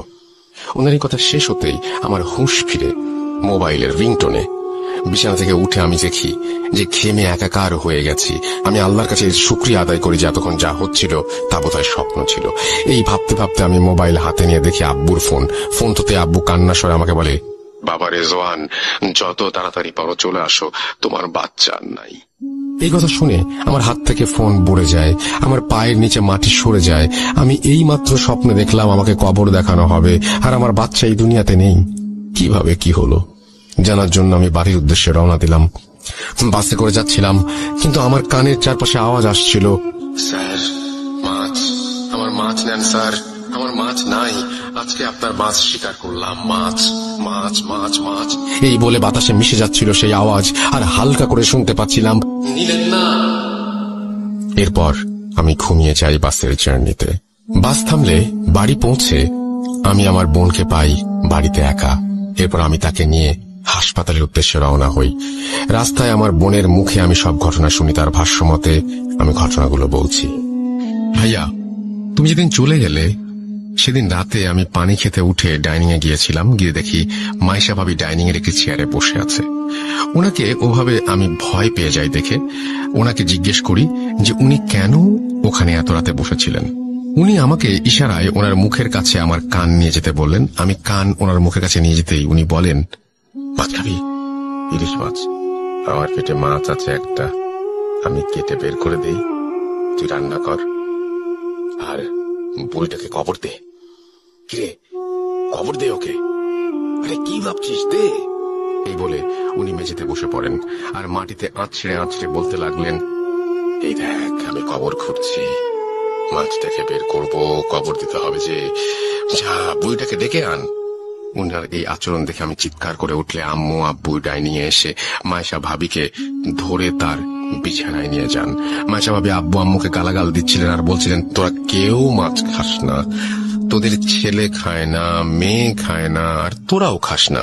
তোদের ছেলেকে কত করে বললাম আমার মাছ নিয়ে যেতে, কিন্তু ও নেয়নি, তাই আমি তোর ছেলের মাছ নিয়ে যাব। দেখ দেখ, ওই যে কবর খুঁড়ে রেখেছি, মাছ কবর দেব। এসব বলে ভাবি জ্ঞান হারান। ওনার পাশে সেদিন আমরা সারা রাত বসেছিলাম। সকালে উঠে ভাবি আমাদের বলেন যে রাতের বেলা উনি ছাদে গেলে আমাকে বলেন আম্মু আব্বুকে মেরে ফেলতে, আর তোমাকেও যেন মেরে ফেলা হয়। এরপর ভাবিকে ডাক্তারের কাছে নিলে ডাক্তার কিছু ওষুধ দিয়ে পাঠিয়ে দেন। এরপর আমি সারাদিন ভাবির এই সমস্ত সমস্যার দেখাশোনা করি। একদিন রাতের বেলা ওনাকে কোথাও খুঁজে পাওয়া যাচ্ছিল না। ছাদে গিয়ে দেখা যায় উনি ছাদের কোণে বসে ধারালো লোহার টুকরা দিয়ে নিজের হাত খোঁচাচ্ছেন আর পেটে খোঁচাচ্ছেন, আর পেট থেকে বের হওয়া রক্ত খাচ্ছেন। এসব দেখে আমরা খুব ভয় পাচ্ছিলাম, কিন্তু ডাক্তার বলছিলেন যে প্রেগন্যান্সির অনেক সমস্যাই হয়, আর তুমিও 2-1 দিন হলো চাকরিতে ফিরে গেছো, তাই তোমাকে আর ফোন করে বলিনি। কারণ এমন বারবার ছুটি নিলে তোমার চাকরি কিভাবে থাকবে, সংসারই কিভাবে চলবে। এরপর একদিন রাতের বেলা আমি আমার রুমে ঘুমাচ্ছিলাম। হঠাৎ আমার রুমে কুকুরের ডাক শুনে আমি লাফ দিয়ে বিছানা থেকে উঠে যাই, আর আমার রুমে কুকুরের ডাক কোথা থেকে এলো দেখতে থাকি। এর মাঝে হঠাৎ পচা মাছের গন্ধ দিয়ে আমার রুম ভরে যায়। আমি বিছানা থেকে উঠার জন্য পাশ ফিরতেই দেখি মাইশা ভাবি বাজে হাসি নিয়ে আমার পাশে শুয়ে আছেন, আর কুকুরের আওয়াজটা উনিই মুখ দিয়ে করছিলেন। আমি ওনার শরীর থেকে রক্তের গন্ধও পাচ্ছিলাম, আর তাই তাকে জিজ্ঞাসা করি যে কেন এখানে রক্তের গন্ধ, কেনই বা সে ওইরকম বাজে আওয়াজ করছে। তখনই সে মুখে হাত দিয়ে ধরে ফেলেন, আর কানের কাছে মুখ এনে তিনি বলেন, মাছ শিকার করেছি। এই বলে সে আমার হাতে একটি ছুরি ধরিয়ে দিয়ে বলেন, নে বুড়িকে মেরে ফেল আর কবরের ধাক্কা দিয়ে ফেলে দে। আমার হাতে ছুরির স্পর্শ পেতেই আমি ছুরিতে আঠালো কিছুর আভাস পাই, আর ভাবির হাত সরিয়ে জোরে চিৎকার দেই। আমার চিৎকারে আব্বু আম্মু রুম থেকে এসে লাইট অন করে যা দেখেন সেটা ভোলার না। আমরা দেখি আমার ভাবির পেট থেকে রক্ত বেরিয়ে বিছানা ভিজে গেছে, শরীরের কাপড় কাটা। ওনাকে ধরে বিছানায় শুয়ে আমি আর আম্মু পেটের কাপড় সরিয়ে দেখি ওনার পেটে 2-3টা স্ট্যাবের দাগ। আমাদের বুঝতে বাকি রইল না যে ভাবি কি করেছেন। তৎক্ষণাৎ ওনাকে হাসপাতালে নিয়ে যাওয়া হয়। ডাক্তার জানান ওনার বাচ্চা আর বেঁচে নেই। আমার বোনের মুখে সব শুনে আমি রাগে দুঃখে একাকার হয়ে যাই আর মনে মনে বলতে থাকি, মাছ কি, কেনই বা মাছ নিয়ে এত ঘটনা। এরপর আমি হাসপাতালে গিয়ে দেখি আমার শ্বশুর শাশুড়ি সহ অনেকেই সেখানে উপস্থিত আছেন। মাসির সাথে দেখা করি, সে ঘুমোচ্ছে। তাকে ওই অবস্থায় দেখে আমার মরে যেতে ইচ্ছা করছিল। এরপরে সব কেন শুধুমাত্র মানসিক সমস্যা নয় তা বুঝতে পারি আমরা সবাই। আর আমি সেই হুজুরকে ফোন করি যার সাথে আগে দেখা করছিলাম। সেদিন রাতে আমাদের বাসায় হুজুর আসেন এবং আসন করেন। এর আগে হুজুর হাসপাতালে গিয়ে মাইশাকে দেখে আসেন আর আমাদের কাছ থেকে সবকিছু জেনে নেন। আমাদের বাসায় এসে হুজুর আসন করেন আর কিছুক্ষণ পরে উনি বলতে শুরু করেন ওনার কথা, ওনার ভাষায় আমি বলছি, রেজওয়ান ভাই, আপনার স্ত্রীর ওপর খবিস জিনের ভর হয়েছে ভাই। ধীরে ধীরে সে আপনাদের পরিবার শেষ করে দেবে। আপনি যে স্বপ্ন দেখতেন সেগুলো সেই দেখাতো, আর লক্ষ্য ছিল আপনাকে পাগল করে দেয়া। আর সে মাছ বিক্রেতার রূপ ধরে আপনার সাথে ছলনা করছে। আমি হুজুরকে জিজ্ঞেস করলাম জিনের ভর করার কারণ কি। উত্তরে হুজুর বললেন, ভাই, আপনার স্ত্রীকে নিয়ে রোজ সন্ধ্যায় ছাদে যেতেন, আর আপনি যেদিন চলে যান বরিশাল, তার পরদিন বা কিছুদিনের মাঝে সন্ধ্যায় আপনার স্ত্রী ছাদে একাই যায়। তার চুল ছিল খোলা। সন্ধ্যাবেলায় আপনার স্ত্রীকে দেখেই সেই জিন আকৃষ্ট হয়ে যায় আর মাইশা ভাবিকে সে নিয়ে যাবে বলে ঠিক করে।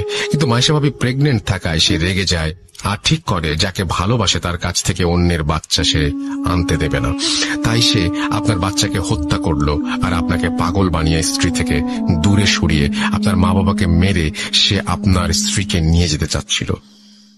ওনার কথা শুনে আমি ওনাকে জিজ্ঞাসা করলাম আমাকে কেন মাছ সাজছে সে। হুজুর বললেন, ওই মাছের মাধ্যমে জিন আপনাকে বশ করে পাগল বানাতে চাইছিল, কিন্তু আপনি সেই মাছ না নেয়ায় সে আপনাকে ধোঁকা দেয় এই বলে যে আপনার মাছ মারবে। আসলে আপনার মাছ হচ্ছে আপনার সন্তান, যাকে ইতোমধ্যে সে মেরে ফেলেছে। এরপর এই সমস্যার পরিত্রাণ চাইলে হুজুর আমাদের বলেন যে এর একমাত্র সমাধান হচ্ছে রুকাইয়া। আমরা যারা মুসলমান আছি, যারা সবাই জানি যে রুকাইয়া জিনিসটা আসলে কি, যারা জানেন না তাদের জন্য বলছি, রুকাইয়া হচ্ছে মুসলিম এক্সোরসিজম বা জিন ছাড়ানোর প্রসেস। ঘটনায় ফিরি, যেহেতু মাইশা অসুস্থ ছিল তাই হুজুর আমাদের বলেন 15 দিন পর মাইশার রুকাইয়া হবে, আর এই 15 দিন মাইশাকে চোখে চোখে রাখতে হবে। হুজুর একটি তাবিজ আমাদের দিয়ে বলেন যে মাইশা যতদিন হাসপাতালে থাকবে ততদিন যেন এই তাবিজ ওর কাছে থাকে, আর উনি আমাদের বাসা বন্ধ করে দিয়ে যান যেন মাইশা বাসায় আসলে অন্তত 15 দিন বাসায় কোনো সমস্যা না হয়। এরপর মাইশা বাসায় ফিরে এলে 15 দিন পর এক শুক্রবারের সন্ধ্যায় হুজুর 4 জন হুজুরকে নিয়ে মাইশার রুকাইয়া করার জন্য আমাদের বাসায় আসেন। মাইশাকে বোরখা পরিয়ে আমি আমার আম্মু আর আব্বু আর বোন মিলে আমার ঘরে নিয়ে আসি আর ওনাকে বিছানায় বসাই। হুজুর একটা ইসলামিক বই বের করলেন আর লাইট অফ করে কয়েকটা মোমবাতি জ্বালিয়ে আমাদের বললেন, যাই হয়ে যাক ভাবিকে ছাড়বেন না। মায়া করবে, কান্নাকাটি করবে, ভয় দেখাবে, আঘাত করবে, কিন্তু আপনারা দুর্বল হবেন না। এরপর হুজুর বাকি 4 জন হুজুরকে বললেন মোমবাতি নিয়ে রুমের 4 কোণায় গিয়ে দাঁড়াতে। এরপর সবাই সবার হাতে থাকা বই খুলে দোয়া আর সূরা পড়তে শুরু করলেন। আমি আর আমার আব্বু সহ আমার বোন মাইশাকে ধরে রেখেছিলাম। দোয়া পড়ার সাথে সাথে মাইশার শরীর ভিজে যাচ্ছিল ঘামে, আর মাইশা মুখ দিয়ে এমন শব্দ করছিল যেন সে নিঃশ্বাস নিতে পারছে না। দেখে মনে হচ্ছিল মাইশার খুব কষ্ট হচ্ছে। এরপর মাইশা ঘাড় ঘুরিয়ে আমার কানের কাছে বলতে লাগলো, স্যার, মাছ কিন্তু নিয়ে ফেলেছি, এবার বড় মাছ নিব। হুজুর কি করবে? ও তো নিজেই নিজের রক্ষা করতে পারবে না, ওই দেখ হুজুর কবরে। এই বলে সে আমার চেহারা বরাবর একটি ফু দিল। আমি বেহুশের মতো হয়ে গিয়েছিলাম আর দেখতে পেয়েছিলাম এক জঙ্গলে পড়ে আছি, আর আমার সামনে একটি কবর খোঁড়া, কবর একটি লাশ যার মুখের দিকে কাফন খোলা। লাশটি ছিল সেই হুজুরের। এই দেখে আমি চিৎকার করে উঠি আর আমার মনে হতে লাগলো আমার উপর বৃষ্টি পড়ছে। হঠাৎ আমার হুঁশ ফিরে এলো। আমি দেখলাম হুজুর আমার হাত ধরে ঝাঁকি দিয়ে বলছেন, ভাই, বলেছিলাম না ধোঁকা দিবে, শক্ত হন। এরপর হুজুর আবার দোয়া পড়তে লাগলেন। আমি চোখ বন্ধ করে মাইশাকে ধরেছিলাম। কিছুক্ষণ পর আমার কানে সেই বৃদ্ধ মা চলার আওয়াজ শুনতে পাই, যাচ্ছি, আমি চলে যাচ্ছি, কিন্তু তোর সন্তানকে সাথে নিয়ে যাচ্ছি। ছেলের লাশ দেখ, চোখ খোল, আরে চোখ খোল, মাছ তো নিলি না, ছেলেকে বিলিয়ে দিলি, কেন মাছ নিলি না? আমি মাইশার মুখে এসব শুনে চোখ খুলিনি, আর মাইশা আস্তে আস্তে নিস্তেজ হয়ে গেল। রুমের চারপাশ থেকে উচ্চ স্বরে শুনতে পেলাম, আলহামদুলিল্লাহ, আল্লাহু আকবার। এরপর হুজুর আমাকে চোখ খুলতে বলেন। চোখ খুলতেই আমার আম্মুকে দেখলাম রুমে লাইট অন করতে, আর আমার বোন পানি এনে মাইশার মুখে ছিটিয়ে দিল। আমি আর আম্মু মাইশার হাত মালিশ করতে লাগলাম। একটু পর ওর জ্ঞান ফিরে এলো। ও বলল, রেজওয়ান, কি হলো আমার? আমার মনে হচ্ছে আমার ভেতর থেকে কেন জানি ভারী একটা বোঝা চলে গেছে। কি হয়েছে বলো তো? মাইশার কথা শুনে হুজুর মুচকে এসে বললেন, সবই আল্লাহর ইচ্ছা। আপনি ভালো হয়ে গেছেন। আপনি নিশ্চয়ই জানেন আপনার সাথে কি হয়েছে। যাই হোক, আল্লাহর রহমতে আর কিছু হবে না ইনশাআল্লাহ। আপনাকে একটা তাবিজ দিচ্ছি, 7 দিন পর খুলে ফেলবেন, আর কখনোই সন্ধ্যার পর ছাদে যাবেন না। এই বলে তাবিজটা দিয়ে হুজুর চলে যান। রেজওয়ান ভাই এইটুকু বলে দীর্ঘশ্বাস ফেলেন। ঘটনাটি ঘটেছে কয়েক বছর আগে। আমি আজও ভুলতে পারিনি কিছুই। বাজারে গিয়ে এখনো মাছ কেনার সাহস হয় না আমার। আমার নিষ্পাপ বাচ্চাটা আর দুনিয়ায় নেই, সব ভেবে কেমন যেন লাগে। আমি একটা কথাই আমার বোনদের উদ্দেশ্যে বলতে চাই যে সন্ধ্যার পরে কেউ ছাদে যাবেন না খোলা চুলে, মাথায় কাপড় দিয়ে রাখবেন। গুরুজনের কিছু কথা আসলেই মেনে চলা উচিত। মনে রাখবেন, যা রটে তা কিছুটা বটে। আর একটা কথা, একটা ভুল যে কারো জীবন ছারখার করে দিতে পারে। মাইশা এখন ভালো আছে, আমার বাবা মাও ভালো আছে, কিন্তু আজও আমার কোনো সন্তান নেই। এই বলে রেজওয়ান ভাই ওনার ঘটনা শেষ করেন। এরপর নদীর পাড় থেকে উঠে আমার এক পরিচিত বড় ভাই আর রেজওয়ান ভাইয়ের কাছ থেকে বিদায় নিয়ে বাড়ির দিকে চলে আসি। আজকের মতো এই ছিল আমার ঘটনা। কষ্ট করে পড়ে শোনানোর জন্য ধন্যবাদ, আর লিসনারদের জানাই আন্তরিক কৃতজ্ঞতা এতক্ষণ সময় নিয়ে ঘটনাটি শোনার জন্য। শেষে বলতে চাই, বিলিভ করার অধিকার যেমন আপনার আছে, তেমনি না করার অধিকারও আপনার। অনিচ্ছাকৃত ভুল ত্রুটির জন্য ক্ষমা করবেন। আজ বিদায় নিচ্ছি সাবিত ফ্রম ময়মনসিং। সবাই ভালো থাকবেন। আসসালামু আলাইকুম। আমরা এখন আমাদের একটা চমৎকার ঘটনায় যাব। আমাদের নতুন একজন অতিথি এসছেন তার কাছে, তারপরে তো বাবু ভাই আছেন। সুতরাং আমি এটাই বলছি যে আপনাদের অপেক্ষা করতে হবে। আজকের এই ঘটনাটি চমৎকার একটি ঘটনা। আমরা চলে যাচ্ছি সেই ঘটনায়। যিনি ঘটনা বলবেন তিনি তার নাম, পরিচয়, কোথা থেকে এসছেন, সো আমরা সরাসরি। আসসালামু আলাইকুম রাসেল ভাইয়া, আশা করি আপনি ভালো আছেন। আমি মাহমুদ শোয়েব, আমি বগুড়ার এয়ারপোর্ট এলাকা থেকে বলছি। আমি এই নিয়ে আপনার ওখানে প্রায় 23 বার গিয়েছি। অনেকেই আমাকে চেনেন এবং জানেন যে মাহমুদ শোয়েব আরজে রাসেল ভূত.com যায় এবং সে তার নিজের সাথে ঘটে যাওয়া ঘটনা বলে। ঠিক একইভাবে আজকে আমি নতুন একটি ঘটনা বলবো। এইটা আমাকে কেউ মেইল করেনি বা কেউ ফেসবুকেও পাঠায়নি।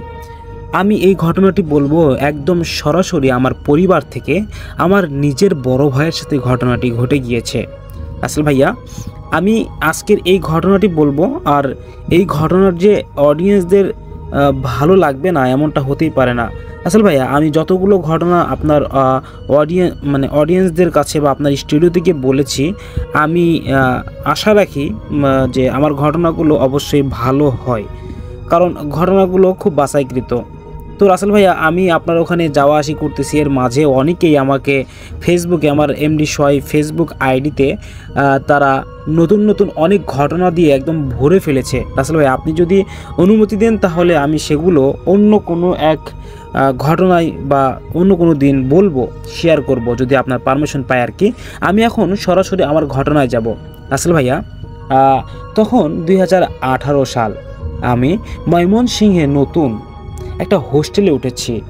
আমাদের হোস্টেলটি ছিল পুরনো জমিদার বাড়ির মতো, যার বয়স তখন প্রায় 93 বছর।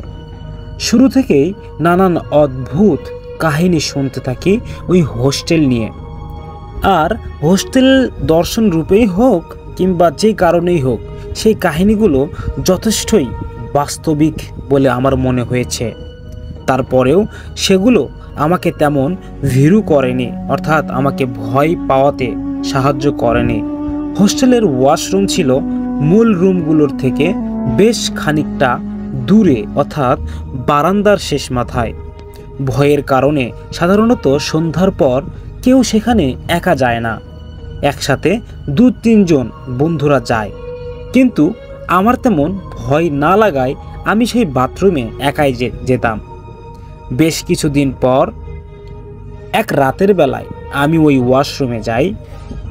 কেন যেন সেদিন হঠাৎ আমার চোখে চলে যায়, মানে ওই যে ইয়ে আছে না, যে ছাদের মতো ভেন্টিলেটর যেটাকে বলে ওইটা, সেখানে চোখ পড়তেই আমার সমস্ত শরীর একদম শিউরে ওঠে। ভেন্টিলেটরের বাইরে থাকা একটি গাছের ডালে এক নারী মূর্তির কালো অবয়ব কাঁধ পর্যন্ত নেমে এসেছে, তার ঝাঁকড়া চুলগুলো। আমরা সবাই মানে আমায় সবচেয়ে বেশি ভীতু করেছিল তার চোখ দুটো। আদৌ কি সেগুলো চোখ ছিল? ভাবলেশহীন দৃষ্টিতে চেয়ে আছে আমার চোখের দিকে। তার মুখ খোলা এবং খেয়াল করছিল এক করুণ হাসি। হুট করে এমন একটা অনাকাঙ্ক্ষিত ঘটনায় আমার বুক ধকভক করে ওঠে, একটা ধাক্কা লাগে। বহু কষ্টে নিজেকে সামলিয়ে রুমে ফিরে যাই আমি। বেশ ভয় পেলেও নিজের হ্যালুসিনেশন ভেবে নিয়ে ঘটনাটি সবার কাছ থেকে আমি চেপে যাই। তারপর আরও কিছুদিন কেটে যায় ভালোভাবেই, আর তেমন কিছুই আমার চোখে পড়েনি। একদিন আমি কেবল বাইরে থেকে হোস্টেলে এলাম, তার ঠিক পরেই দেখি আমার রুমমেট তিথি আপু কোথা থেকে যেন এসে হঠাৎ রুমে ঢুকে জ্ঞান হারিয়ে ফেলেছে এবং সাথে সাথে সে মাটিতে লুটে পড়ে যায়। আমি যখন তাকে জিজ্ঞেস করলাম কি হলো, তখন জ্ঞান ফিরে সে বলল, মানে তার চোখ মুখ দেখেই বোঝা যাচ্ছিল যে সে ভয়ে অস্থির। মানে সবাই কি হয়েছে জানতে চাইলো। সে আমাদেরকে এভাবে বলল যে আমি যখন বাইরে দিয়ে আমাদের ছাত্রী হোস্টেলে যাচ্ছিলাম, তো হঠাৎ করে আমি রাস্তার যে মোটা বটগাছটা আছে, এই বটগাছের ডালের উপরে একটা অবয়ব দেখতে পাই, একদম নারী অবয়ব, হুবহু আমার মতো। আমি বিষয়টি যখন আমার মতো হইল, তখন আমি ভালোভাবে পর্যবেক্ষণ করতে গেলাম।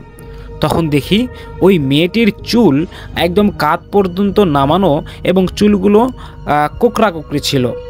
তো তারপরে মেয়েটি আরও বিবরণ দিল যে তার চোখ দুটো ছিল একদম ফাঁকা গর্তের মতো।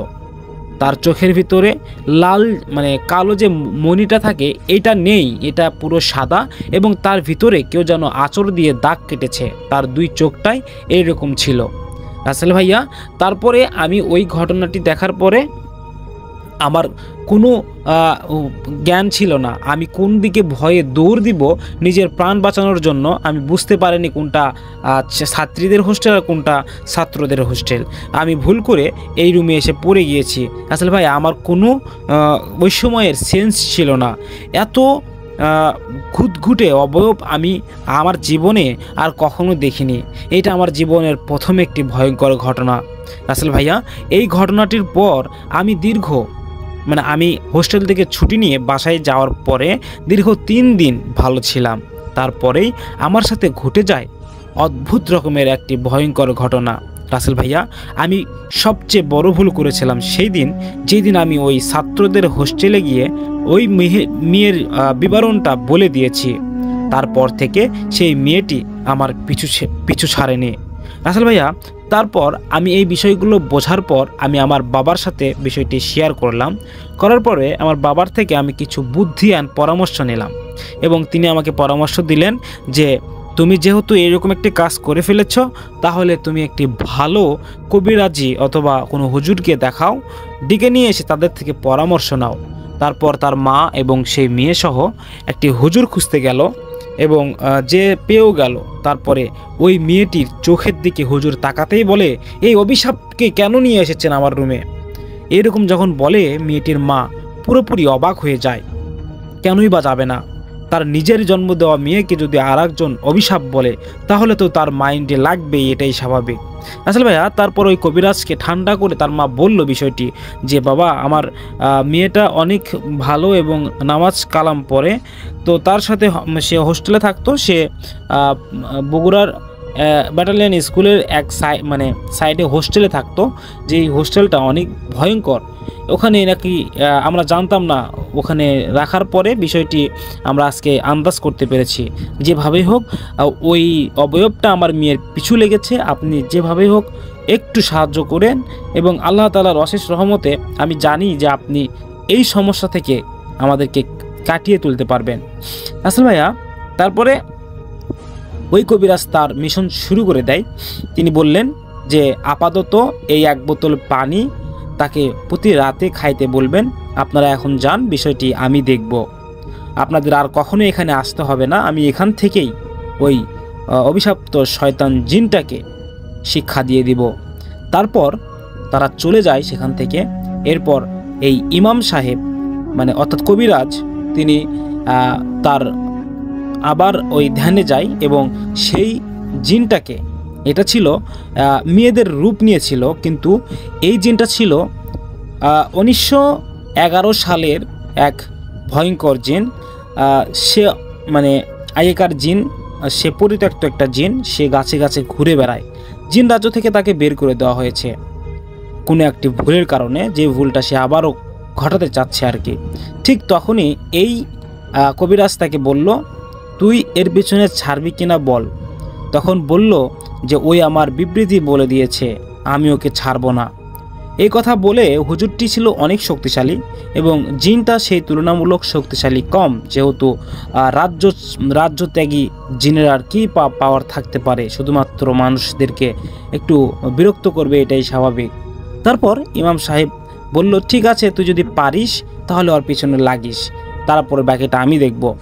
তারপরে দ্বিতীয় দিন যখন ওই মেয়ের বাড়িতে ওই জিন ঢোকার চেষ্টা করে রাত 12টায়, ওই যে পানি দিয়েছিল ওই পানিটা খেয়ে মেয়েটির একটা ভিতরে একটা অদ্ভুত রকমের ইসলামী শক্তি চলে আসে, যা অদ্ভুত যত কিছু খারাপ জিন বদ জিন এর অবয়বগুলো রয়েছে তাদের থেকে তাকে রক্ষা করবে ইনশাআল্লাহ। এই পানি পড়া মানে পরে দেওয়া পানিটা প্রতি রাতে খায় আর 3-4 দিন ধরে ওই জিনটা, খারাপ জিনটা তাকে স্পর্শ বা তার কাছে যেতে পারে না।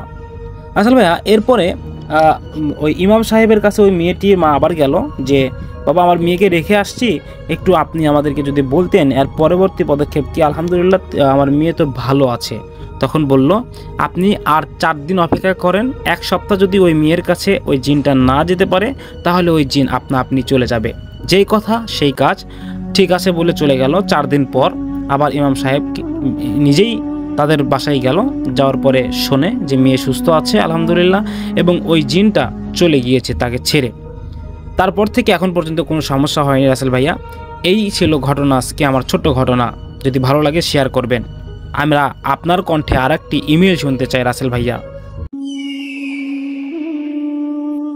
আমি প্রথম যে ঘটনাটা পড়ব সেই ঘটনাটি আমাদের একজন লিসেনার পাঠিয়েছেন। আমি তার মতো করেই পড়ার চেষ্টা করব। তিনি যেভাবে লিখেছেন সেভাবে পড়ছি। আমার পরিচয় দিলে সমস্যা নেই। আমি তুষার মাহমুদ, রাজশাহী জেলার পুঠিয়া থানার তাড়াশ নামক গ্রাম থেকে ঘটনাটি লিখছি।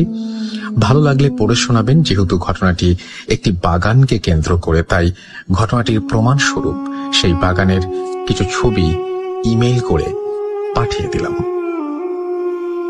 জানি না ঘটনাটি তেমন ভৌতিক কিনা, তবে আমি যে কালো সময়টা পার করেছি তা কখনো আমি এবং আমার পরিবার ভুলতে পারবে না। ঘটনাটি শুরু হয় 2013 সালের মে মাসের দিকে।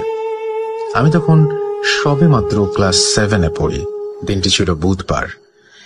কেন জানি সেই দিনটিতে সারাদিনই মেঘাচ্ছন্ন ছিল। সকাল থেকে মেঘ থাকা সত্ত্বেও কোনো বৃষ্টি হচ্ছিল না, কিন্তু হালকা বাতাস হচ্ছিল আর আমার মনটা সবসময় বিচলিত হচ্ছিল। সকাল থেকে দুপুর পর্যন্ত তেমন কোনো সমস্যা হলো না। তো মানসিক অসুস্থতা ভেবে দুপুরের খাওয়া দাওয়া সেরে একটা ঘুম দিলাম। ঘুম থেকে জাগার 1.5 ঘন্টা 2 ঘন্টা পরে হঠাৎ দেখি আকাশে মেঘ গুড়গুড় করে প্রচন্ড ঝড়ের আকার ধারণ করছে। বলে রাখা ভালো, সময়টা ছিল আমের সিজন, তাই গ্রামের মানুষেরা ঝড়ের মধ্যে আম কুড়াতে বেশ পটু। মূল ঘটনা এখান থেকে শুরু। আমি 7-5 না ভেবে বস্তা খুঁজে তড়িঘড়ি করে যেতে লাগলাম বাগানে আম কুড়ানোর উদ্দেশ্যে। পেছন থেকে আমার মা যেতে নিষেধ করলেন। তা সত্ত্বেও মায়ের কথা কান না দিয়ে বাগানে মিনিট 3-4-এর মধ্যে পৌঁছে গেলাম। প্রথমে আমার বাপ দাদার ভিটে, যার নাম ছিল তুতের জমি। অনেক মানুষ থাকার ফলে ওখানে 5 মিনিট বিভিন্ন আম গাছের নিচে দৌড়াদৌড়ি করার পরেও একটা আমও সংগ্রহ করতে পারলাম না। তো ঠিক আমাদের জমি থেকে 2টা ভিটে পরেই ছিল একটি আম বাগান এবং গোরস্থান। গোরস্থানটির নাম হলো ইরানের বাগান। বাগানটি অনেক ভয়ানক ছিল। দিনের বেলা সব সময় মানুষ খুব বেশি একটা যাওয়া আসা করতো না সেখানে, মানে দিনের বেলাতেও যেত না আর কি। জায়গাটা এত পরিমাণ হন্টেড ছিল যে এখানে একা আসার মতো সাহস কারও হতো না। যখন গ্রামের কেউ মারা যেত তখন দল বেঁধে সেখানে কবর দেয়া হতো। ওইটা আমাদের দূর সম্পর্কের এক দাদার গোষ্ঠীর গোরস্থান ছিল। আমি সেই আম বাগান গোরস্থানে পৌঁছানোর পরপরই দেখলাম আগের বাগানের চাইতেও এই বাগানটি ঝড়ে একটু বেশি ক্ষিপ্ত। আবার অন্যদিকে এই ভেবে খুশি হলাম কেউ নেই, তাই অনেকগুলো আম সংগ্রহ করা যাবে। কিন্তু যেমনই আমি সামনের দিকে অগ্রসর হলাম, মাসখানেক আগে এক বড় মাকে দাফন করা কবরটির মাটি দেখলাম সরে গিয়েছে। দেখলাম লাশটি পচে গলে গিয়েছে। যাক, সেদিকে মনোযোগ না দিয়ে আমি আম সংগ্রহে ব্যস্ত হয়ে পড়লাম। অনেক গতিতে ঝোড়ো হাওয়া বয়ে যাওয়ায় আম মাটিতে পড়ছিল। আমি সেগুলো মাটিতেই সংগ্রহ করে রাখছিলাম। চারিদিকে কোনো প্রাণীর ছায়া নেই। সেই বাগানটিতে আমি একা। এভাবে কিছুক্ষণের ভেতর অনেকগুলো আম সংগ্রহ করে ফেললাম। কিন্তু আমি আমগুলো একটাও বস্তায় না ভরায় বস্তায় আম ভরতে শুরু করলাম। এবার পরক্ষণে লক্ষ্য করলাম স্বাভাবিকের চেয়ে একটি বড় আম সেই বড় মার কবরের পাশে খুব জোরে শব্দ করে পড়ল। সাধারণত গাছ থেকে কিছু পড়লে একটু হলেও ছিটকিয়ে পড়ে। আজব ব্যাপার হলো সেই বাগানটি, সেই আমটি যেখানে পড়েছে সেখান থেকে 1 ইঞ্চিও নড়েনি। আমি বেশ অবাক হয়ে আমটির দিকে ধীর পায়ে এগোলাম। আমটির কাছে গিয়ে দেখি মিনিমাম 3-4 কেজি হবে। আমি ভাবলাম একটি স্বাভাবিক আম কত কেজি ওজন হতে পারে? খুব বেশি হলে 500 গ্রাম বা 800 গ্রাম। তবু মনে একটা কিন্তু রেখে আমি আমটি যেই মাত্র তুলতে যাব সেই মুহূর্তে একটা টান দিয়ে এক অজানা শক্তি আমাকে মাটিতে ফেলে দিল। মাটিতে পড়ার সাথে সাথে আমার সব শক্তিটুকু আমি হারালাম। কোরবানির গরুকে জবাই করার সময় যেমন পা মাথা পর্যন্ত মানুষ ধরে রাখে, অনুভব করলাম ঠিক তেমনি ভাবেই আমার মাথা থেকে পা পর্যন্ত কিছু একটা আমাকে ধরে রেখেছে। আমি যতই ওঠার চেষ্টা করছি ততই আমার শক্তিহীন মনে হচ্ছে নিজেকে। তখন আমার বুঝতে বাকি রইল না আমার সাথে খারাপ কিছু ঘটতে চলেছে। এভাবে কিছুক্ষণ মাটিতে লুটিয়ে পড়ে থাকার পর তখন আমি ভয়ে আল্লাহকে ডাকাডাকি শুরু করলাম। আল্লাহর নাম নেওয়ার সাথে সাথে আমার মাথাটা নাড়াচাড়া করার শক্তি ফিরে আসে। সাথে সাথে সূরা ইখলাস পাঠ করে বুকে ফোঁ দিতেই আমাকে সেই হাতগুলো ছেড়ে দেয়। আমি আস্তে আস্তে মাটি থেকে ওঠার পর পেছনের দিকে তাকাতেই এক বুড়ো আঙুল দিয়ে আমার ডান পাশের গলায় বেশ জোরে টিপ দিয়ে ধরল। সাথে সাথে আমার মাথা বাম দিকে ঘুরে গেল। এটার পর আমার মাথা আর কোনো দিকে নাড়াতে পারছিলাম না, ঘাড় নাড়াতে পারছিলাম না। এটা দেখে বেশ ভয় পেয়ে ঠিক 1 বাগান পরে এক দূর সম্পর্কের ভাইয়ের বাসায় অবস্থান করলাম। আমি ভাবিকে গিয়ে বললাম, দেখুন তো ভাবি, আমার ঘাড়টা ঘুরছে না কেন? ভাবি ঘাড়টাকে সোজা করার চেষ্টা করলো, কিন্তু আমি বেশ ব্যথা পাওয়ার কারণে বেশি চোরাচুরি করলো না। ভাবি যখন আমাকে জিজ্ঞেস করলো তোমার এই অবস্থা হলো কিভাবে, তখন ঘটনার অর্ধেক না বলতেই সেন্সলেস হয়ে তাদের বাসার বারান্দায় লুটিয়ে পড়লাম।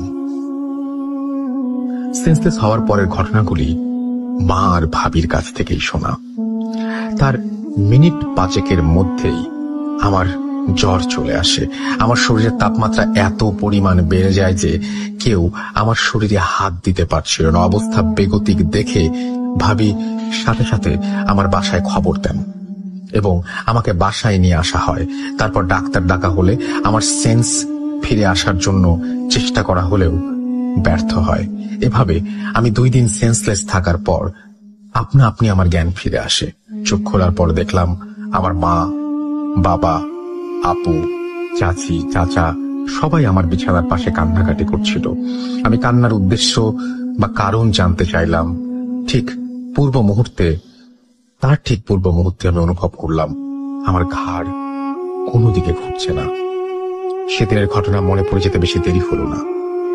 আমার মা আমাকে জিজ্ঞাসা করলো সেদিন বাগানে আমার সাথে কি ঘটেছিল। আমি সব তাদেরকে খুলে বললাম।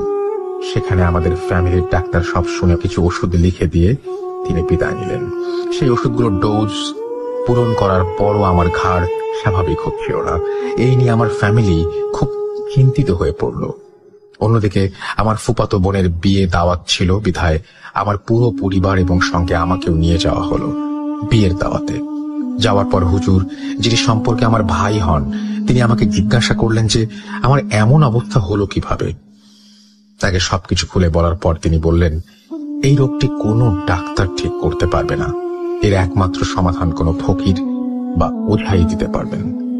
হুজুর অর্থাৎ আমার সেই ভাই আমাদের এক ফকিরের ঠিকানা লিখে দিলেন এবং তার শরণাপন্ন হতে বললেন।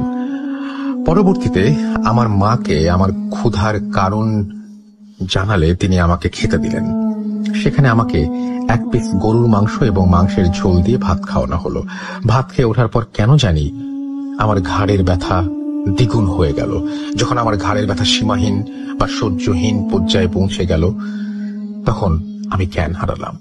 যখন রাতের দিকে আমার জ্ঞান ফিরল, তখন দেখলাম আমার বাড়ির উঠোনে একটা গোল বৃত্তের মধ্যে চেয়ারে বসে আছি আমি। সামনে এক ফকির কি যেন পড়ছিল, আর সামনে রাখা এক গ্লাস পানিতে ঝাড়ফুঁক করছিল। তিনি অনেকক্ষণ পানি পড়ার পর কাছে এসে আমাকে গ্লাসের পানিটুকু খেতে বললেন। আমি কোনো প্রশ্ন না করে চুপচাপ পানিটুকু খেলাম। পানিটুকু খাওয়া শেষ করতেই অনুভব করলাম আমার ঘাড় স্বাভাবিক, অর্থাৎ ঘোরাতে পারছি, হালকা হয়ে গেছে। তারপর আমাকে বাড়ির বারান্দায় চেয়ারে বসিয়ে দেওয়া হলো। কিন্তু আশ্চর্যের ব্যাপার হলো, ফকির নানা বারান্দায় 10 সেকেন্ডের মধ্যে ঘুমিয়ে পড়লেন। আমি কিছু বুঝতে পারলাম না।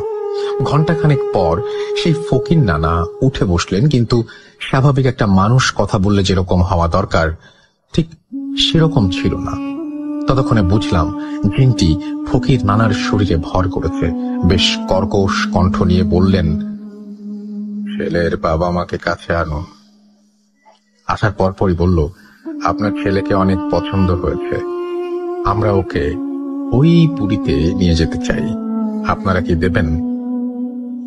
বিনিময়ে আপনাদের অনেক টাকা পয়সা, সোনা মণি মুক্ত দিব। কিন্তু আমার বাবা মা আমাকে দিতে অস্বীকৃতি জানালেন।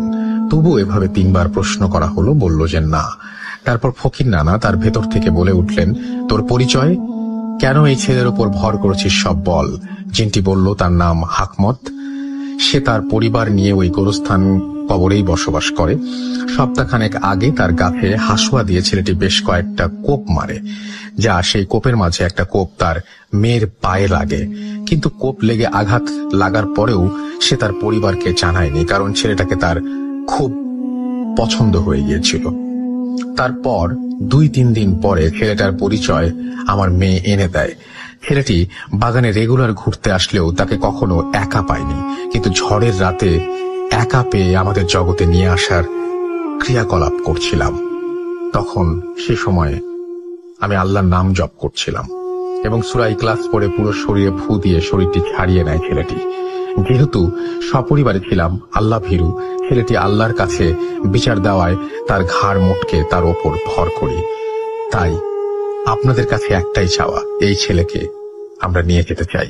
সবকিছু শোনার পর ফকির নানাও আমাকে দিতে অস্বীকৃতি জানায়। তারপর বলা হয়, তুই অন্য কিভাবে এই ছেলেকে ছাড়বি।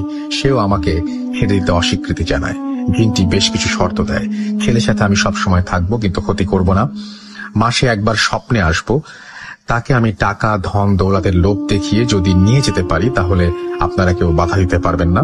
শর্তগুলো মানার মতো হলেও ফকির নানার শরীর থেকে জিনটি চলে যায় এবং ফকির নানা আবার মাটিতে লুটিয়ে পড়েন।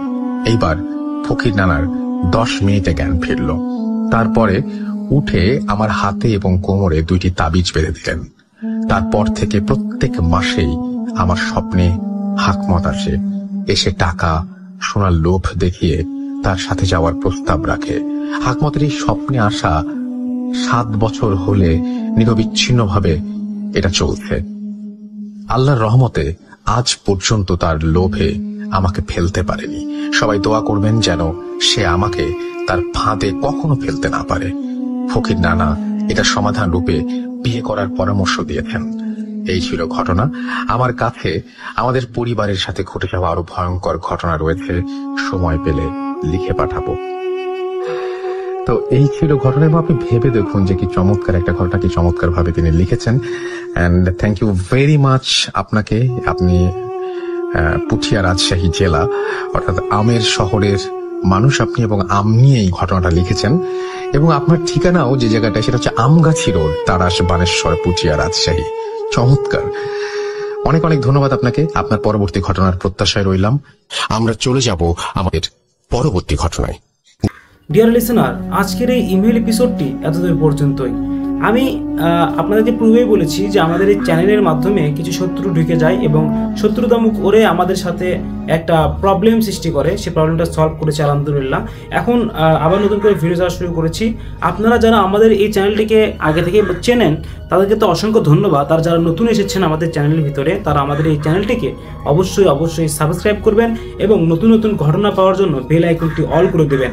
আপনারা জানেন আগের মতোই আমরা কিন্তু নতুন নতুন ঘটনাগুলো আবার বাছাই করে আপনাদের সামনে তুলে ধরি, এবং ভূত.com-এর পাশাপাশি মাঝখানে যে 5টা দিন থাকে, এই 5 দিনে আমরা ভূত এফএম তুলে ধরার চেষ্টা করি।